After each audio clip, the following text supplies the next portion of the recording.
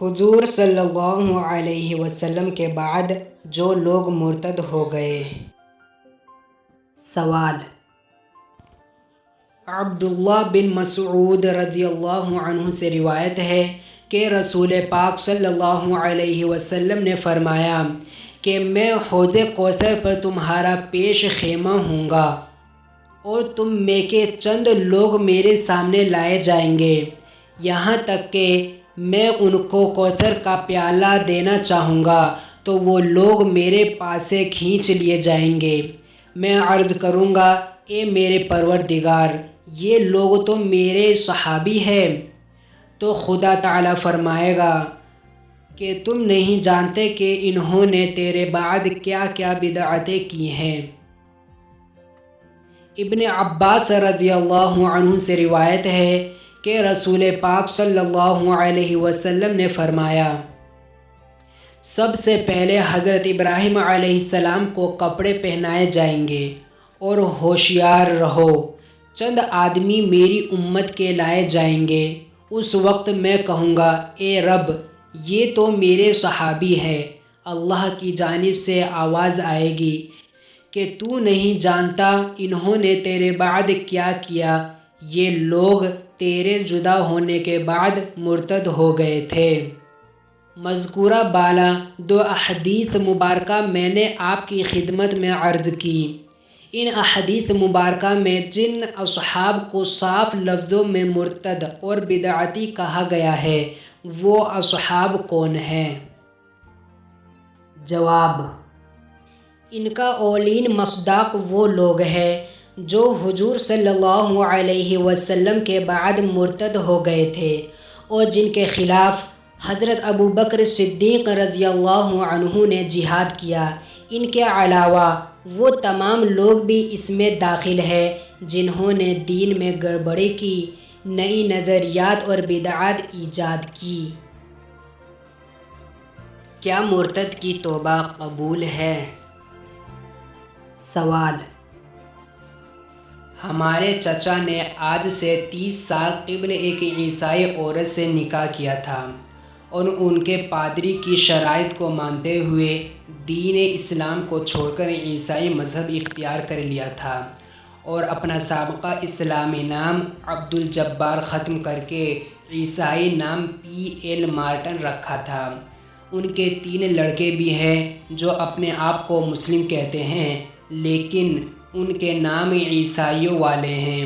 اب ہمارے چچا کہتے ہیں کہ میں دوبارہ مسلمان ہو گیا ہوں اور انہوں نے اپنا سابقہ نام عبدالجبار پھر اختیار کر لیا ہے اور وہ اب باقاعدگی سے فجر کی نماز اور جمعہ کی نماز بھی ادا کرتے ہیں، جبکہ ان کے جاننے والوں کا کہنا ہے کہ وہ مسجد میں آنے کا حقدار نہیں، کیونکہ یہ شخص اب ساری عمر کے لیے مسلمان نہیں ہو سکتا۔ اس کی زوجہ نے بھی دین اسلام قبول کر لیا ہے اور اپنا اسلامی نام راحلہ رکھا ہے۔ آپ سے التجا ہے، شریعت اور حدیث کی روشنی میں ارشاد فرمائے کہ کیا یہ دونوں میاں بیوی اب مسلمان سمجھے جائیں گے یا نہیں؟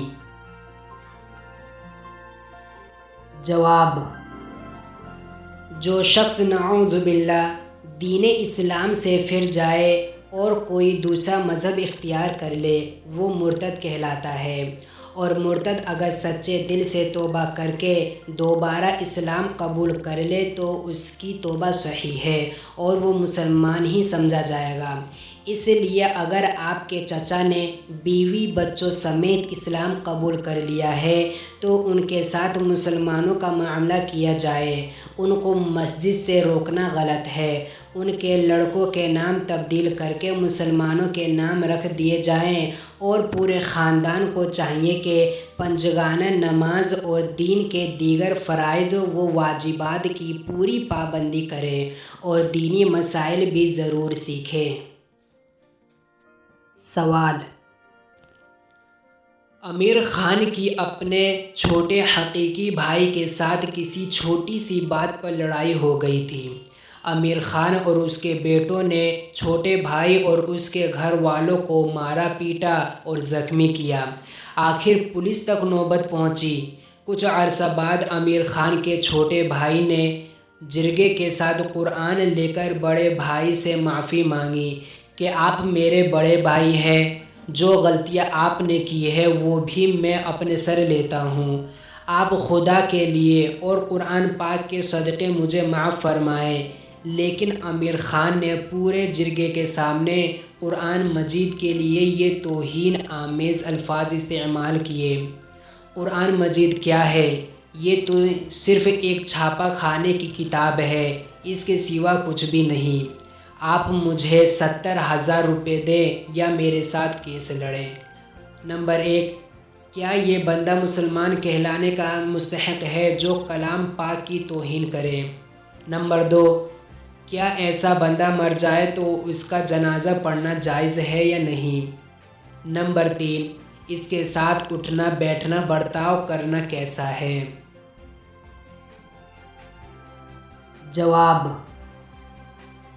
قرآن مجید کی توہین کفر ہے۔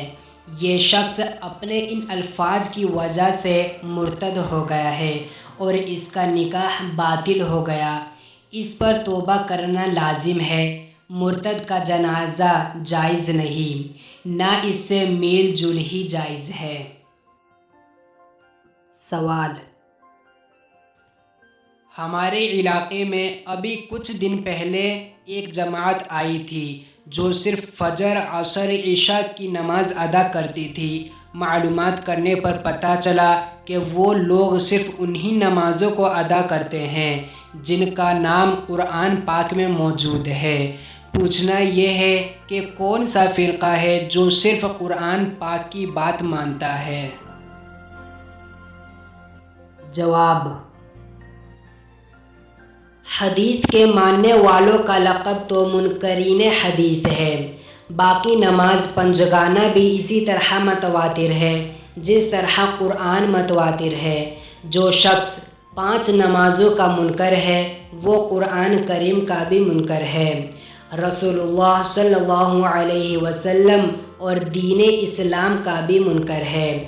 ایسے تمام دینی امور جن کا ثبوت حضور صلی اللہ علیہ وسلم سے قطعی تواتر کے ساتھ ثابت ہے اور جن کا دین محمدی میں داخل ہونا ہر خاص و عام کو معلوم ہے، ان کو ضروریات دین کہا جاتا ہے۔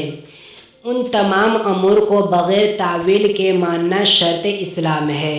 ان میں سے کسی ایک کا انکار کرنا یا اس میں تعویل کرنا کفر ہے۔ اس لیے جو فرقہ صرف 3 نمازوں کا قائل ہے، 5 نمازوں کو نہیں مانتا، وہ اسلام سے خارج ہے۔ سوال: زید کہتا ہے کہ صحابہ رضی اللہ عنہ کو کافر کہنے والا شخص ملعون ہے، اہل سنت والجماعت سے خارج نہ ہوگا۔ اور عمر کا کہنا ہے کہ صحابہ رضی اللہ عنہ کو کافر کہنے والا شخص کافر ہے۔ کس کا قول صحیح ہے؟ جواب: صحابہ رضی اللہ عنہ کو کافر کہنے والا کافر ہے اور اہل سنت والجماعت سے خارج ہے۔